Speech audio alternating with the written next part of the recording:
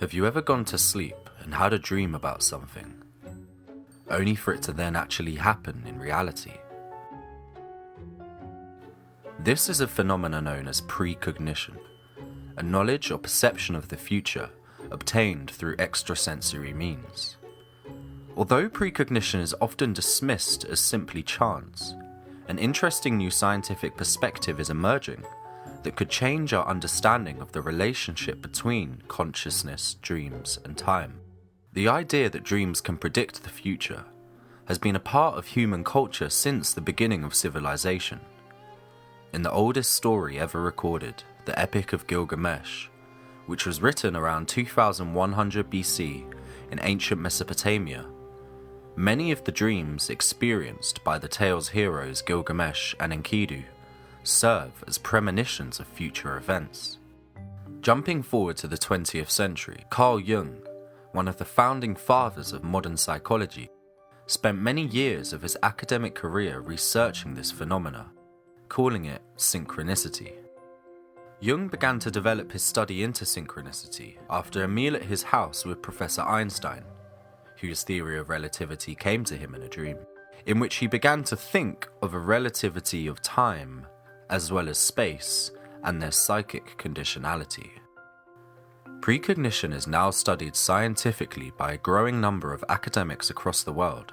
Dr. Stanley Krippner, professor of psychology at Saybrook University in Oakland, California, has been studying this phenomena since the 1960s. Now, in summary, what we did was to have a dreamer go to sleep and try to dream about a picture that would be randomly selected the next day. After 8 nights of these experiments, we had outside evaluators try to match his responses with the correct picture, if you're following me. And of chance, he'd get right maybe 1 out of 8 times. No, he was right 6 out of 8 times. This is statistically significant. Now following on from his research, Dr. Julia Mossbridge has most recently advanced the studies within this field. I think the research that I've done that is most convincing to people is the work that I've done on taking a group of 26 different studies that looked at how the body changed in preparation for a future event. And in these experiments, the future event is randomized. So for instance, the future event could be, you look at a computer screen and there's a picture of someone with a gun pointing it at you. Or the future event could be, you look at a computer screen and there's a nice little pastoral image with some flowers. Those give very different responses after people see them. But what the study shows is that they give very different responses before people see them, even though they don't know what event they're about to see. And I think, to me, that relates back to dreaming, because that's a completely unconscious process. Most people don't control what's in their dreams. It just happens to you. Quantum physics is providing insights into how the very nature of the universe is far stranger than we ever believed.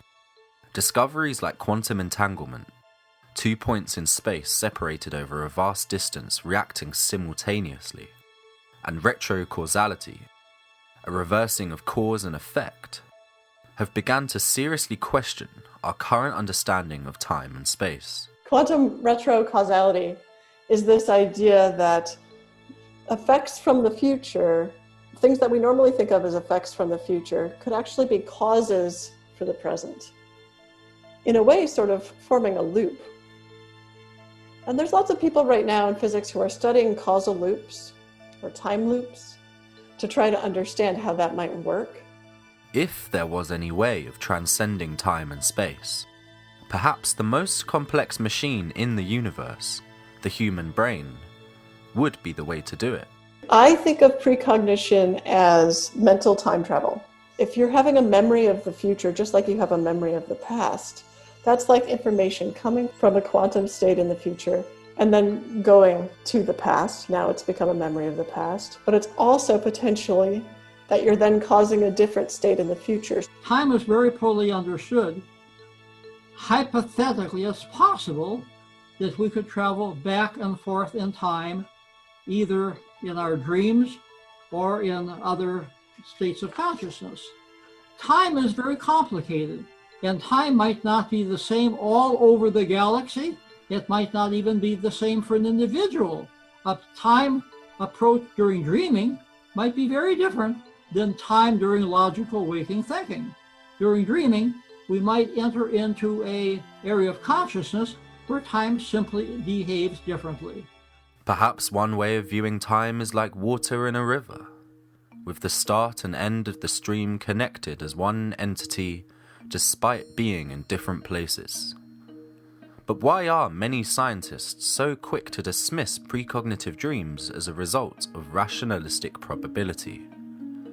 The answer may be that the origins, abilities, and functions of consciousness itself remain science's elephant in the room, still labelled as the hard problem. The skepticism is being tempered with data now. So things went from you were a bit of a scientific heretic if you even asked the question, is this stuff real? And now I do a lot of work trying to help people understand that even if their first gut instinct is this doesn't make sense, that's just because we don't understand human capacities as much as we will in the future.